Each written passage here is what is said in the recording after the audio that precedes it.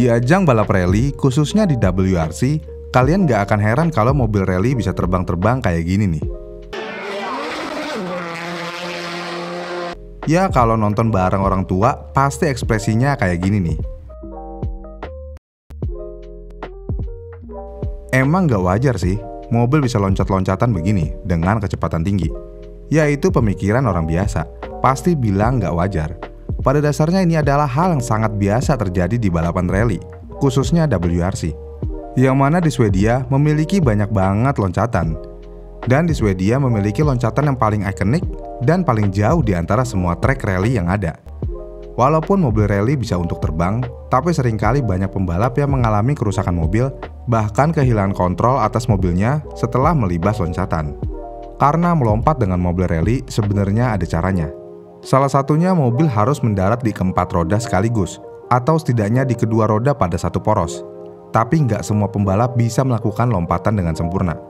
Karena gaya mengemudi pembalap pun ikut serta dalam hasil pendaratan yang mulus. Ya kalau pembalap dengan tipikal bawa mobilnya yang suka nge-slide, biasanya akan kesusahan untuk melewati lompatan semacam ini. Kemudian, biasanya mekanik pun akan menyesuaikan mobilnya. Yang mana kalau lagi balapan di Finlandia atau Swedia, dalam kasus ini, mobil akan diatur khusus untuk melompat.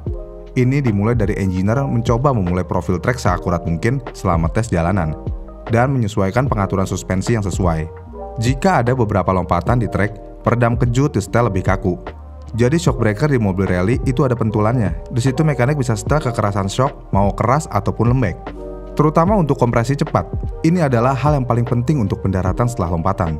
Hal ini memungkinkan guncangan menyerap lebih banyak energi pada benturan. Selain itu, ground clearance bisa diubah.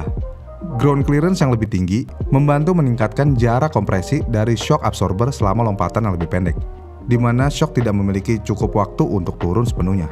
Para engineer pada dasarnya mengenali dua jenis lompatan utama, yaitu yang pertama lompatan pendek.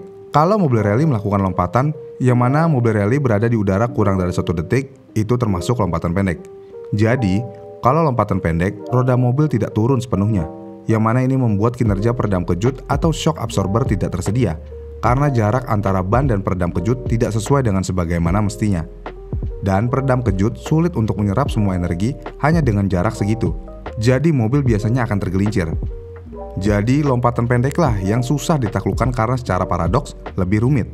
Tapi untuk era modern sekarang, peredam benturan hidrolik telah dipasangkan di peredam kejut atau shock absorber, yang mana tugas utamanya dapat menyerap sebagian energi. Jadi mobil rally modern untuk melakukan jumping pendek udah nggak sebahaya dulu. Kemudian yang kedua ada lompatan panjang. Untuk kategori lompatan panjang, berarti mobil rally harus berada di udara lebih dari 1 detik. Jika mobil terbang di udara selama lebih dari 1 detik, yang mana ini jatuhnya lompatan panjang. Jadi di lompatan panjang, mobil rally masih punya momentum waktu untuk mendarat secara bersamaan, sehingga kinerja penuh peredam kejut masih bekerja maksimal saat benturan, karena ban benar-benar turun ke jarak yang maksimal untuk memaksimalkan kinerja shock absorber. Jadi pada dasarnya, walaupun lebih ekstrim melihat lompatan jauh, tapi kenyataannya lompatan jauh malah lebih aman daripada lompatan pendek. Kemudian bagaimana para pembalap rally melakukan jumping dengan cara yang benar? Biasanya pembalap rally melakukan pengereman sebelum melakukan lompatan. Ini berguna meluruskan mobil.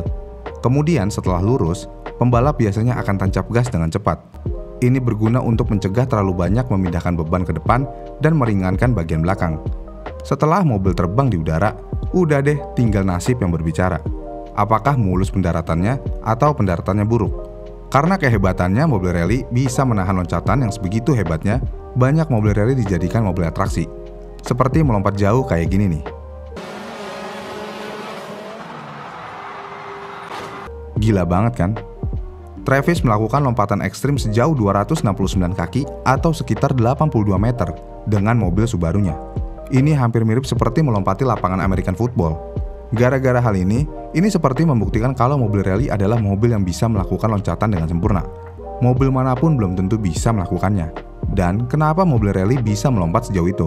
Selain alasan yang sudah tadi saya sebutkan, salah satunya adalah aerodinamis.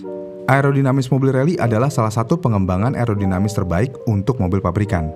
Gara-gara aerodinamis ini, mobil rally bisa terbang di udara dengan aman dan mendarat dengan nyaman. Kemudian, gara-gara aerodinamis ini, downforce yang didapatkan dari mobil rally sangat besar, sehingga mobil dapat melaju kencang di trek gravel dengan rigid.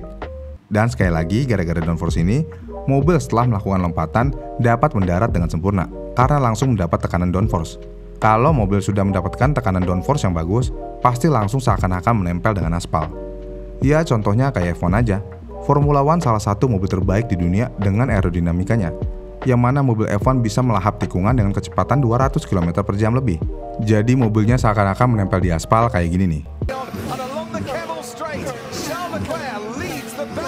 Di mobil rally pun juga, spoiler di belakang mobil rally itu sangat-sangat berpengaruh terhadap performance mobilnya, bahkan saat melakukan loncatan besar. Kemudian jangan dilupain juga, wing kecil yang ada di bagian bumper mobil rally juga berperan penting dalam melakukan pendaratan setelah mobil rally terbang. Biasanya wing kecil ini disebut dive planes. Jadi kesimpulannya, mobil rally bisa terbang dan mendarat dengan sempurna ini karena memang mobilnya sudah didesain seperti itu. Seperti rear wing dan front wingnya, kemudian shock absorber yang dapat menahan semua tekanan itu, dan yang terakhir shock absorber hidrolik. Jadi mobil rally memang sudah didesain khusus untuk menghadapi loncatan. Karena emang track rally dari dulunya ya emang seperti itu. Jangan sekali-kali mencoba loncatan dengan mobil pabrikan standar ya.